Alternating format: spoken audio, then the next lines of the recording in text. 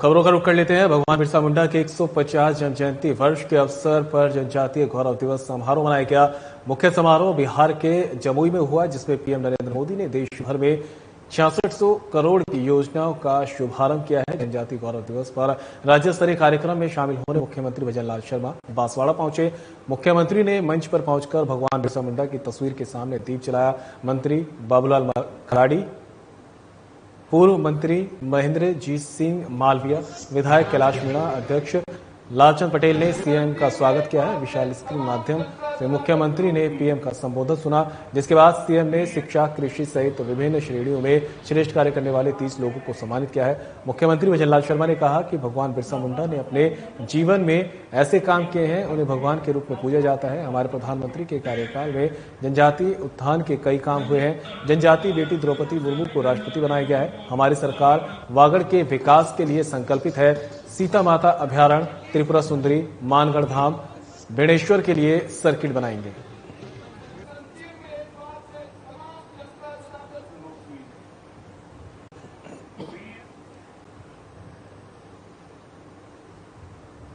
जनजातीय गौरव दिवस के अवसर पर बांसवाड़ा जिले के गोविंद गुरु महाविद्यालय मैदान में आयोजित नवादी युगधारा प्रणेता समागम कार्यक्रम को मुख्यमंत्री भजनलाल शर्मा ने संबोधित किया।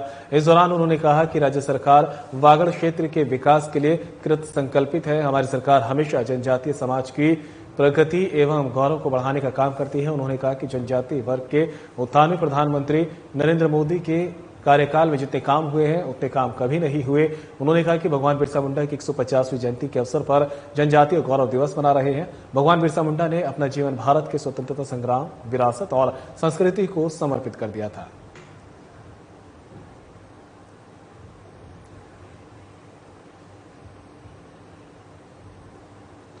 उप मुख्यमंत्री दिया कुमारी ने शुक्रवार को अंतर्राष्ट्रीय श्री पुष्कर मेला 2024 के समापन समारोह को मुख्य अतिथि के रूप में संबोधित किया है। इस अवसर पर उन्होंने कहा कि तीर्थराज पुष्कर को अयोध्या और काशी की तर्ज पर विकसित किया जाएगा। अंतर्राष्ट्रीय श्री पुष्कर पशु मेला प्रतिवर्ष पूरी भव्यता के साथ आयोजित होगा।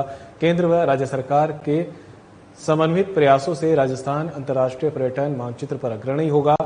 जगतपिता ब्रह्मा की नगरी पुष्कर करोड़ों लोगों की आस्था का केंद्र है। राज्य सरकार पुष्कर के विकास के लिए पूरी गंभीरता के साथ काम कर रही है। पुष्कर का विकास अयोध्या एवं काशी की तर्ज पर सुनियोजित तरीके से किया जाएगा। पुष्कर विकास की बड़ी रूपरेखा तैयार कर कार्य किया जाएगा।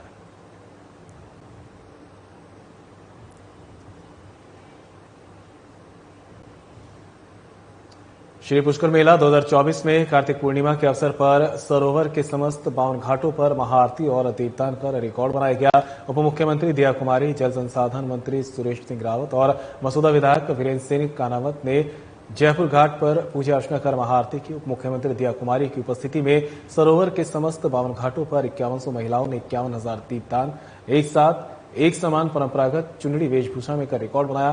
इसकी घोषणा इंडिया बुक ऑफ रिकॉर्ड की डॉक्टर विनोद शर्मा के द्वारा की गई। इस रिकॉर्ड का प्रमाण पत्र मौके पर सुपुर्द किया गया।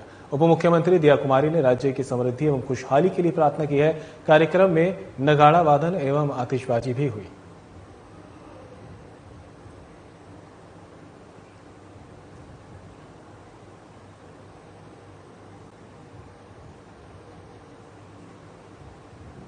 भारत रत्न डॉक्टर बाबा साहब अम्बेडकर ऑडिटोरियम और लाइब्रेरी के नवीन भवन का शिलान्यास कार्यक्रम शुक्रवार को खातूरिया कॉलोनी में आयोजित हुआ। नगर निगम और ग्लोबल हैप्पीनेस फाउंडेशन जयपुर द्वारा आयोजित कार्यक्रम के मुख्य अतिथि केंद्रीय विधि एवं न्याय मंत्री अर्जुन राम मेघवाल थे। उन्होंने कहा कि बाबा साहब ने पे बैक टू द सोसाइटी का सिद्धांत दिया। आज के दौर में ये अत्यंत प्रासंगिक है। इसे ध्यान रखते हुए सोशल कॉर्पोरेट रिस्पॉन्सिबिलिटी के तहत बीकानेर को अत्यधिक पुस्तकालय, ऑडिटोरियम और एम्फी थिएटर की सौगात दी गई है। उन्होंने कहा कि ये केंद्र बीकानेर शहर के नॉलेज सेंटर के रूप में विकसित होगा।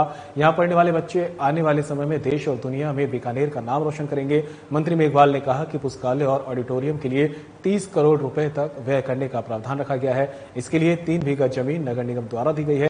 भवन का निर्माण साल 2027 तक पूर्ण करने का लक्ष्य है। निर्माण के पश्चात इसका संचालन उच्च स्तरीय समिति द्वारा किया जाएगा। इसकी पूरी प्रक्रिया को पारदर्शी रखा जाएगा।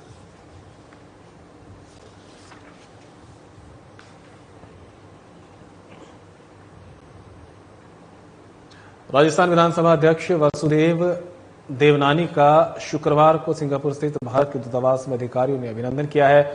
सिंगापुर में भारत के हाई कमिश्नर शिल्पक अंबुले ने पुष्पगुच्छ भेंटकर दूतावास पहुंचने पर देवनानी का अभिवादन किया। देवनानी को अंबुले ने बताया कि दोनों देशों के मध्य शिक्षा, तकनीकी शिक्षा सहित अन्य क्षेत्रों के उद्योगों में परस्पर बेहतर समन्वय है। इससे दोनों देशों के संस्थानों में विकास के विभिन्न क्षेत्रों में म्यूचुअल ऑफ अंडरस्टैंडिंग लगातार होते रहते हैं। भारतीय मूल के लोगों का सिंगापुर में प्रभावी पदों पर कार्य करने से भी भारत को व्यापारिक क्षेत्र में सुगमता से बढ़ावा मिल रहा है। वहीं राजस्थान विधानसभा अध्यक्ष वासुदेव देवनानी ने कहा कि शिक्षा के क्षेत्र में भारत और सिंगापुर के बीच हमेशा से मजबूत और प्रगतिशील संबंध रहे हैं। दोनों देश शिक्षा, शोध और नवाचार के क्षेत्र में सहयोग के लिए लगातार प्रयासरत हैं।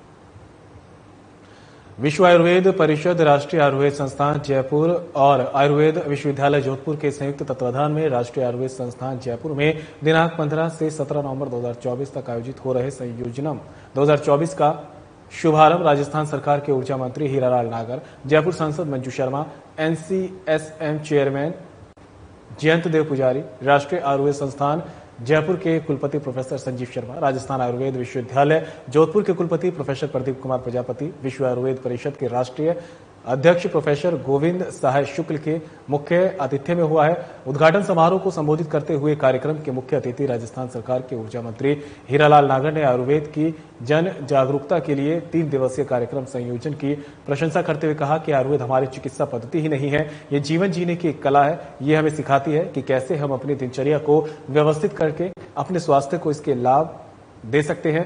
हम निरंतर अपने जीवन में आयुर्वेद पद्धतियों का प्रयोग करते हुए, आयुर्वेद नुस्खों का प्रयोग करते हुए हम अपने जीवन में उन्हें अपनाएंगे, जिससे हमारा जीवन और स्वास्थ्य निश्चित रूप से स्वस्थ रहेगा। कार्यक्रम में विशिष्ट अतिथि जयपुर सांसद श्रीमती मंजू शर्मा ने कहा कि आयुर्वेद में अध्ययन कर रहे विद्यार्थी आयुर्वेद का परचम देश के साथ विश्व में फैलाएं और आमजन को अधिक से अधिक लाभ पहुंचाने में अपना योगदान दें। संस्थान के परिसर में 3 दिवसीय एक संयोजनम कार्यक्रम का आयोजन किया गया है और ये आयोजन विश्व आयुर्वेद परिषद, राष्ट्रीय आयुर्वेद संस्थान और आयुर्वेद विश्वविद्यालय जोधपुर के संयुक्त तत्वाधान से हो रहा है और इसमें देश भर से जो आयुर्वेद के अध्यापक हैं, आयुर्वेद के चिकित्सक हैं और आयुर्वेद के छात्र हैं वो इसमें भाग ले रहे हैं। लगभग 3000 से अधिक की संख्या में यहाँ सभी लोग पधारे हैं और इस 3 दिन का जो कार्यक्रम चलेगा इसमें कई तरह के कार्यक्रमों का आयोजन है, जिसमें वैज्ञानिक सत्र हैं, इसमें कुछ पुरानी जो खेलकूद की प्रतियोगिताएं हैं, उस तरह जो जिनको हम भूल चुके हैं ऐसी खेलकूद की प्रतियोगिताएं हैं और बहुत सारे इसमें है। और मुख्य उद्देश्य है कि जो हमारा आयुर्वेद का छात्र है, आयुर्वेद का युवा है और आयुर्वेद के जो चिकित्सक हैं, आयुर्वेद के अध्यापक हैं, उनके ऊपर फोकस करते हुए आयुर्वेद को हम आगे लेके जाएं, आयुर्वेद को जनसाधारण की जो जीवन जीने की पद्धति और चिकित्सा पद्धति के रूप में अग्रेसित करें, क्योंकि हमारे भारत सरकार के यशस्वी प्रधानमंत्री श्री नरेंद्र भाई मोदी जी का भी यही आग्रह है। प्रत्येक 2 वर्ष में संयोजनम कार्यक्रम किया जाता है, जिसमें देश भर के विद्यार्थियों को, यूजी पीजी के छात्र, शिक्षक और चिकित्सक उनको लेकर के विभिन्न प्रकार के कार्यक्रम किए जाते हैं। क्योंकि हमारे जो देश की राष्ट्रीय चिकित्सा पद्धति आयुर्वेद है, निश्चित रूप से 100 वर्ष जो हमारा सामान्य व्यवहार में भी हम कहते हैं कि शतायु जीवन, तो 100 वर्ष जीवन की जो संकल्पना है वो आयुर्वेद के माध्यम से होगी। और विश्व आयुर्वेद परिषद जो इस देश की चिकित्सा पद्धति है उसको कैसे हम दोबारा पुनः प्रतिष्ठापित करें। वर्षों का जो कालखंड रहा, चाहे वो मुगलों का कालखंड रहा, अंग्रेजों का कालखंड रहा, जिसमें कई बार एक बार से आयुर्वेद का एक विस्मरण जैसा हुआ है, तो आज आयुर्वेद के जो अखंड सिद्धांत है जीवन शतायु जीवन के और निरापद चिकित्सा पद्धति के, तो हमारा एक मूल मंत्र है।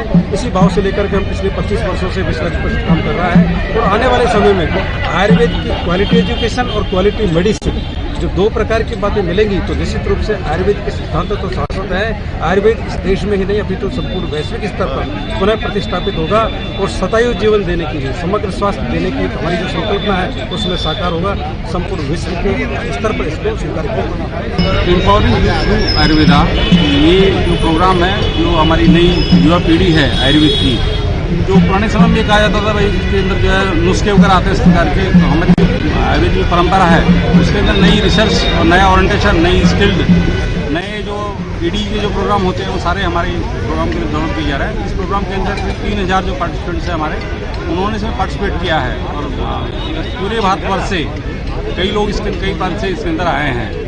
और हमारे मंत्री महोदय ने भी इसकी प्रशंसा की है। हमारे डायरेक्टर महोदय है, यहाँ के संजीव जी शर्मा है, प्रोफेसर प्रताप जी है, और विषय गोविंद शुक्ला जी जो अध्यक्ष हैं हमारे, उन्होंने इस प्रोग्राम को लेके जो है, ये प्रोग्राम है हमारा हर 2 साल के अंदर पूरे भारतवर्ष के अंदर होता रहता है। और जो नए जो लोग हैं हमारे, स्किल्ड जो हमारी जो स्कीम है उसको लेके जो है काफ़ी कुछ आयुर्वेद के अंदर सीखते हैं।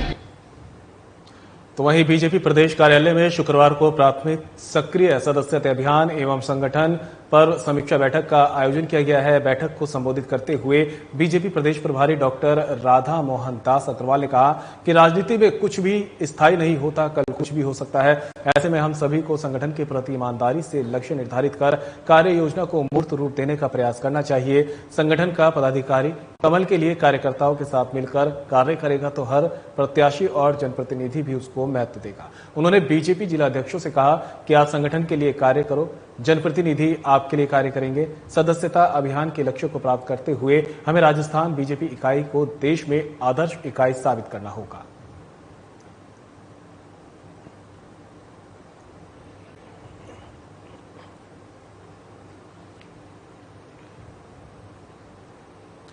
बीजेपी प्रदेश अध्यक्ष मदन राठौड़ ने सिख धर्म के प्रथम गुरु गुरु नानक देव के जन्मोत्सव और भगवान बिरसा मुंडा की जयंती के अवसर पर प्रदेश कार्यालय में उनके चित्र के समक्ष श्रद्धासुमन अर्पित किए। इसके बाद बीजेपी प्रदेश अध्यक्ष मदन राठौड़ ने राजा पार्क स्थित गुरुद्वारा गुरु सिंह सभा में संगत के दर्शन कर मत्था टेका और कीर्तन श्रवण किया। इस दौरान राठौड़ ने लंगर सेवा कर प्रसाद ग्रहण किया। बीजेपी प्रदेश कार्यालय में मीडिया से बातचीत करते हुए प्रदेश अध्यक्ष मदन राठौड़ ने कहा कि आज 2 महापर्व एक साथ मनाने का सौभाग्य हमें मिल रहा है। एक और समाज के गौरव भगवान बिरसा मुंडा जयंती और दूसरी ओर गुरु नानक देव का प्रकाश पर्व एक साथ मनाया जा रहा है।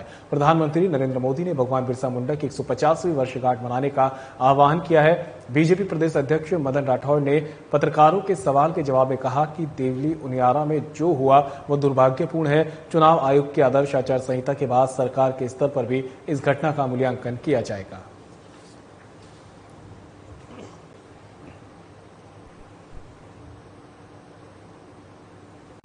बीजेपी एसटी मोर्चा राजस्थान प्रदेश द्वारा बस्ती स्थित तिलक पीजी कॉलेज में भगवान बिरसा मुंडा की 150वीं जन्म जयंती जनजातीय गौरव दिवस के रूप में मनाई गई।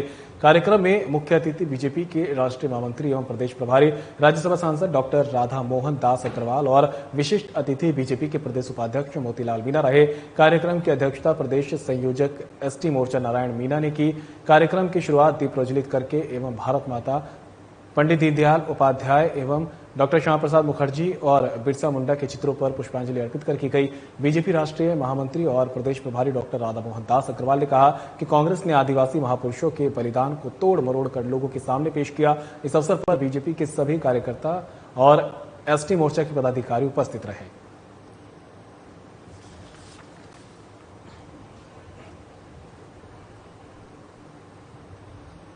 राष्ट्रीय आयुर्वेद संस्थान जयपुर, आयुर्वेद विश्वविद्यालय जोधपुर तथा विश्व आयुर्वेद परिषद के संयुक्त तत्वाधान में राष्ट्रीय आयुर्वेद संस्थान जयपुर में 3 दिवसीय नेशनल आयुर्वेद यूथ कॉन्क्लेव संयोजनम 2024 का शुभारंभ हुआ।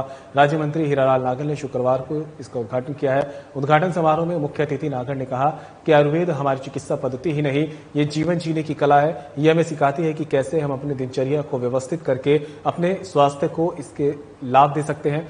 हमारे दादी दानी के नुस्खे आयुर्वेद पर ही आधारित होते हैं। छोटे छोटे नुस्खों से हमें स्वस्थ रखा जाता है और कई रोगों का इलाज किया जाता है। आयुर्वेद हमारी संस्कृति और संस्कारों में विद्यमान रहा।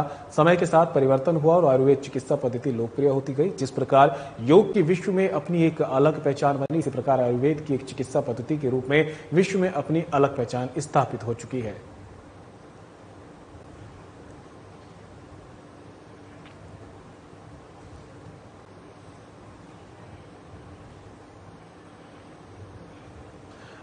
आयोजन समिति के संयोजक एवं मुख्य अभियंता प्रथम अमित अग्रवाल द्वारा समारोह की मुख्य अतिथि डॉक्टर रश्मि शर्मा द्वारा निर्जा मोदी स्कूल मानसरोवर जयपुर के खेल मैदान में गुब्बारे हवा में उड़ाकर एवं फुटबॉल को किक लगाकर 29वीं राजस्थान आवासन मंडल कर्मचारी खेलकूद प्रतियोगिता का शुभारंभ किया। इस अवसर पर डॉक्टर रश्मि शर्मा ने सभी खिलाड़ियों से परिचय किया। वहीं डॉक्टर रश्मि शर्मा ने कहा कि खेल प्रतियोगिताओं से एक दूसरे खिलाड़ियों के सशक्त और कमजोर पक्ष को जानने का अवसर मिलता है। उन्होंने कहा कि आज के तनावग्रस्त समय में बहुत से लोग विभिन्न शारीरिक एवं मानसिक गतिविधियों के शिकार हो रहे हैं। उससे बचने के लिए इस प्रकार की खेल प्रतियोगिताओं में सहभागिता निभाना एक कारगर उपाय है। हमसे हमारी शारीरिक, मानसिक और व्यावसायिक कार्यक्षमता का भी विस्तार होता है। उन्होंने खिलाड़ियों का अभिनंदन करते हुए कहा कि इन प्रतियोगिताओं से समुदाय के साथ जुड़ाव के साथ ही बंधुत्व एवं सद्भाव की भावना भी बलवत्त होती है।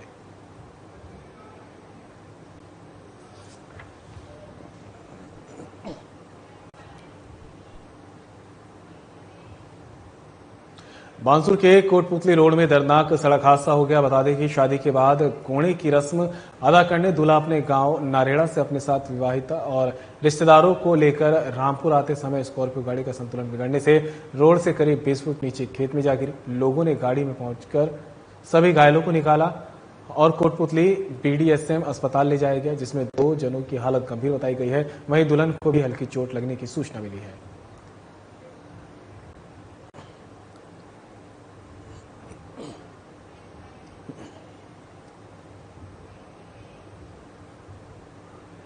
बांसुर के नारायणपुर रोड पर खोरी स्टैंड पर 2 बाइकों की आमने सामने जोरदार टक्कर हो गई है, जिसमें बाइक सवार गंभीर रूप से घायल हो गए। इस घटना का वीडियो CCTV में कैद हो गया है। टक्कर इतनी जबरदस्त थी कि एक बाइक सवार नरेश कुमार की निवासी हाजीपुर को गंभीर अवस्था में उप जिला अस्पताल बांसुर ले जाया गया, जबकि दूसरे बाइक सवार की हालत स्थिर बताई गई है। यह दुर्घटना CCTV में कैद हो गई है।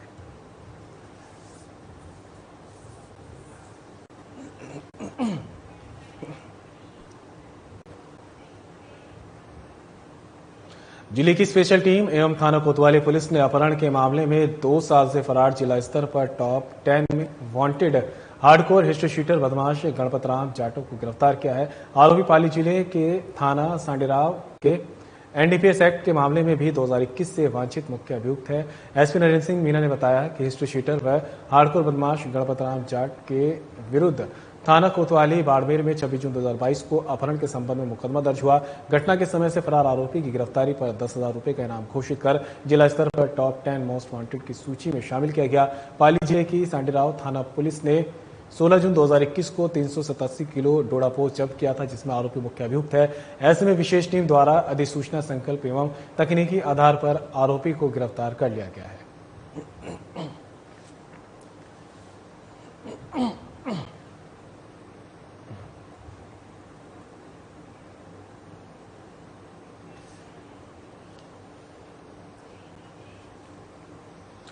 राजस्थान सरकार में कैबिनेट मंत्री और झोटवाड़ा से बीजेपी के लोकप्रिय विधायक कर्नल राज्यवर्धन राठौड़ ने मंगलवार को देवतुल्य जनता और कार्यकर्ताओं से मुलाकात की और कुशलक्षेम उनका जाना है। कर्नल राज्यवर्धन राठौड़ ने जनसंवाद कर सम्मानित जनता की समस्याएं सुनी और समाधान के लिए आश्वस्त किया। कर्नल राज्यवर्धन राठौड़ ने जनता से झोटवाड़ा विधानसभा के विकास के संबंध में विस्तार से चर्चा की है। कर्नल राज्यवर्धन राठौड़ ने कहा कि प्रधानमंत्री नरेंद्र मोदी ने 2047 तक भारत को विकसित राष्ट्र बनाने का संकल्प लिया है। जन जन के विकास से ही झोटवाड़ा व प्रदेश का विकास संभव है। बीजेपी की डबल इंजन वाली सरकार प्रदेश के समग्र विकास के लिए संकल्पित है।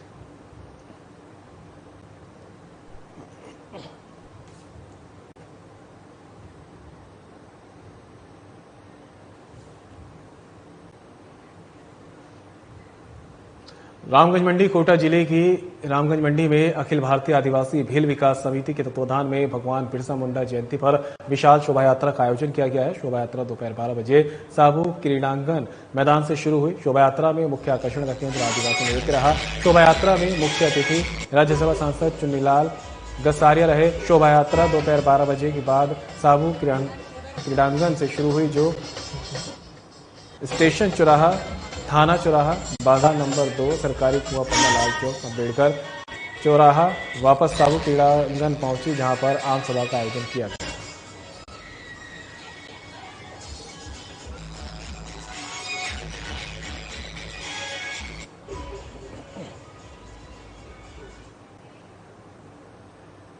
देवली उनियारा में हुए उपचुनाव में सामरावता गांव SDM थप्पड़ कांड मामले में आरोपी नरेश मीणा की वीडियो कॉन्फ्रेंसिंग के जरिए हुई है। सिविल न्यायाधीश एवं न्यायिक मजिस्ट्रेट प्रथम वर्ग निवाई कोर्ट में वीडियो कॉन्फ्रेंसिंग के जरिए पेश किया गया है, जिसके बाद कोर्ट ने नरेश मीणा को न्यायिक हिरासत में भेज दिया है। नरेश जी मीणा को आज पेश करना था। एफआईआर नंबर 166/24 नगर फोर्ट की एफआईआर थी, उसमें पेश करना था। सुबह 11 बजे उनको गिरफ्तार किया था। 11 बजे से उनके वकील के रूप में यहाँ उपस्थित थे। लगातार कहते रहे पेश करेंगे, पर उनको पेश नहीं किया, वीसी से पेश किया है। पुलिस ने क्या कहा मजिस्ट्रेट साहब के सामने? पुलिस ने कहा कि लॉ एंड ऑर्डर की मेंटेन नहीं हो रहा था, इसलिए नहीं लेकर के आई। हमने कहा था कि नरेश जी के साथ मारपीट हुई है और उनको रख करके उनको पिटवाया जा रहा है, उनको टॉर्चर कर रहे हैं, उनको मानसिक प्रताड़ना दे रहे हैं और उनको फिजिकल रूप से उपस्थित किया जाए, परंतु पुलिस हठधर्मिता के चल के उनको पेश नहीं की। हमने कोर्ट से प्रेयर भी किए कि अब फिजिकल रूप से उपस्थित करना चाहिए। तो कोर्ट ने क्या कराया अभी आदेश? कोर्ट ने ये कहा कि फाइल मंगवा ली है और फाइल देख करके उनका मेडिकल करवाना और उनके जो भी हमने कहा कि उनको टॉर्चर करते हैं उन्हें सुरक्षा दी जाए। और जो है पुलिस पर भी हमको शक है कि वो उनसे मिल करके और मारपीट कर रही है, तो ऐसा नहीं होना चाहिए। जिले के देवली उनियारा विधानसभा क्षेत्र के समरावता गांव में 13 नवंबर की रात निर्दलीय प्रत्याशी नरेश मीणा के समर्थकों और पुलिस के बीच विवाद हो गया था। इसके बाद यहां पथराव और आगजनी की घटना हुई। इस पूरे विवाद के बाद अब गांव में सन्नाटा पसरा नजर आ रहा है। यहां शायद ही कोई ऐसा घर हो जहां गांव में मचे बवाल के निशान नजर न आ रहे हो। यहां चली हुई लगभग 3 दर्जन बाइक और 2 दर्जन 4 व्हीलर उपद्रव की कहानी खुद ही बयां कर रहे हैं। आग में जले 2 वाहन पुलिस विभाग के भी हैं।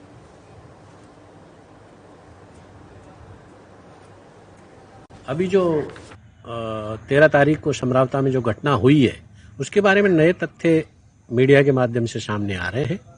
और आप सभी ने देखा होगा कि जो एरिया मजिस्ट्रेट साहब थे, एसडीएम साहब अमित चौधरी जी, उन्होंने ये बयान दिया है, ये स्वीकार किया है कि उनको वहां डीईओ ने भेजा था वोट डलवाने के लिए। अब ये बात वो स्वयं स्वीकार कर रहे हैं। इसके अलावा वो पुलिस के ऊपर भी आरोप लगा रहे हैं कि पुलिस की नाकामी थी पूरी व्यवस्था को वहां संभालने में। ये 2 चीजें बिल्कुल स्पष्ट है कि पुलिस के बीच में और एरिया मजिस्ट्रेट के बीच में कोई कोऑर्डिनेशन नहीं था। एक बात मैं और स्पष्ट कर दूं कि एरिया मजिस्ट्रेट का जो जिम्मेदारी है वो केवल लॉ एंड ऑर्डर, कानून और व्यवस्था बनाने के लिए एरिया मजिस्ट्रेट नॉर्मली नियुक्त किए जाते हैं। उनका काम चुनाव प्रक्रिया में दखल देना, वोट डलवाना और जबरदस्ती वोट डलवाना और ये कहना कि मेरे को डीईओ ने आदेश दिया था, ये बिल्कुल गैर कानूनी था, चुनाव प्रक्रिया के बिल्कुल खिलाफ था, चुनाव कानूनों के बिल्कुल खिलाफ था। वोट डलवाने का काम वहाँ पोलिंग पार्टी करती है, जिसका मुखिया वहाँ का प्रिजाइडिंग ऑफिसर होता है, फर्स्ट पोलिंग ऑफिसर होता है, सेकंड पोलिंग ऑफिसर होता है, थर्ड पोलिंग ऑफिसर होता है। उनको मदद करने के लिए वहाँ बीएलओ होता है, बूथ लेवल ऑफिसर।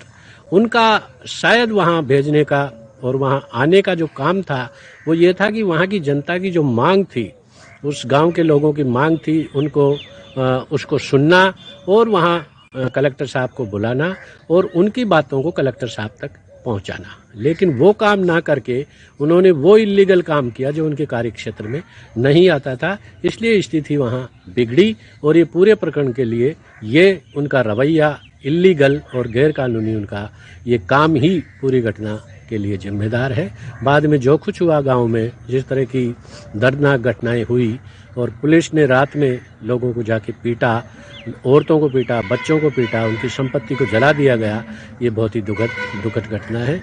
उनको पूरा मुआवजा मिले और न्यायिक जांच पूरे मामले की होनी चाहिए, जिससे कि लोगों को सच्चाई लोगों के सामने आए। रानीवाड़ा में जले हुए ट्रांसफार्मर को बदलकर समय पर नहीं दिए जाने के मामले को लेकर आज रानीवाड़ा विद्युत विभाग कार्यालय परिसर में बीजेपी जिला उपाध्यक्ष मंजीराम चौधरी किसानों के साथ धरने पर बैठे। इस दौरान किसानों ने विभागीय अधिकारियों की कार्यप्रणाली के खिलाफ नारेबाजी करते हुए जमकर प्रदर्शन किया।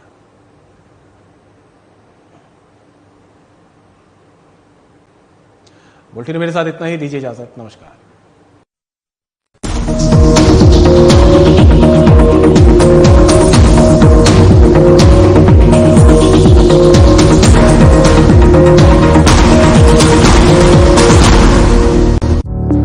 Through constant innovation, the group provides its clients with